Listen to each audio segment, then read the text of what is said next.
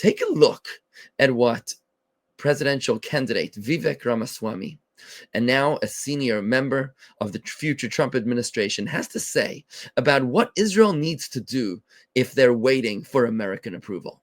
If Israel wants to destroy Hamas, Israel should go ahead and destroy Hamas. If Israel wants to destroy Hezbollah, Israel should go ahead and destroy Hezbollah. If Israel and Mossad want to pull off Munich 2.0 and take out every last leader of Hamas, wherever they may be hiding from Doha to Dresden, host a red wedding at the Four Seasons in Qatar, the next time Haniyeh and Mashal show up, they should go ahead and do it. If Israel wants to at long last abandon the myth of a two-state solution, Israel should go ahead and abandon a two-state solution. The rest of the Arab world can absorb Palestinians just as the Jews absorbed their people out of 22 countries they were kicked out of since 1948. I would love nothing more than for the IDF to put the heads of the top 100 Hamas leaders on stakes and line them up on the Israel-Gaza border as a sign that October 7, 2023 will never happen again. That is Israel's decision to make, not ours. That is what David Ben-Gurion would tell Israel to do. That is what George Washington would tell the United States to do. Prime Minister Bibi Netanyahu has probably got one of the most difficult jobs in the world. Not only does he have to stand up to the world, he also has to stand up to his own team and his own cabinet. News is breaking in Israel that in the stunning beeper bomb attack against Hezbollah, as well as the assassination of Hezbollah leader Hassan Nasrallah, Bibi had to stand up to his own defense minister and chief of staff, who insisted that they first receive American approval before making such a dramatic move. Let's face it, America has been an amazing ally to Israel. But at the end of the day, America's interests are America and not in Israel.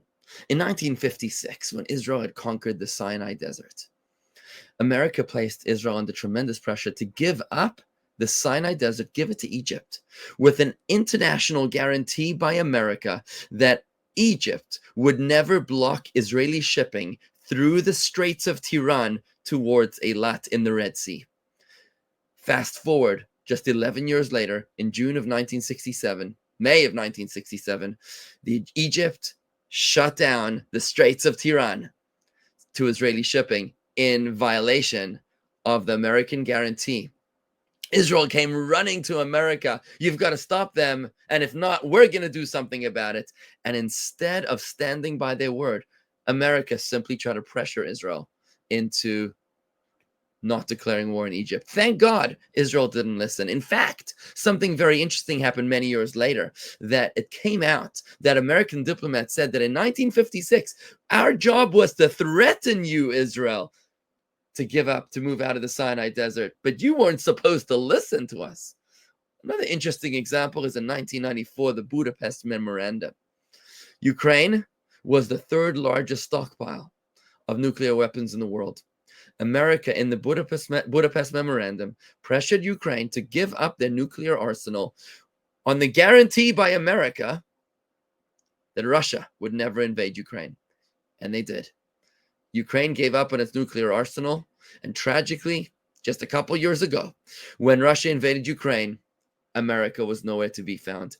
Don't get me wrong, we're extremely grateful to have America as our friend and our ally and to care for us. But let's be clear, America does not want to have weak and needy partners. America is looking for strong, fearless, and unapologetic partners. Only when Israel is confident, not looking for America's approval, can Israel earn America's respect. We cannot lean on America. As Israel, we lean on our Father in heaven. And then when we take out stunning campaigns like the beeper bombs against Hezbollah, like the taking out of Hezbollah leader Hassan Nasrallah, now we earn the world's respect. Enough of living in the shadow of those who came before us. Enough of living in the shadow of America. It's time that we stand on our own 2 feet.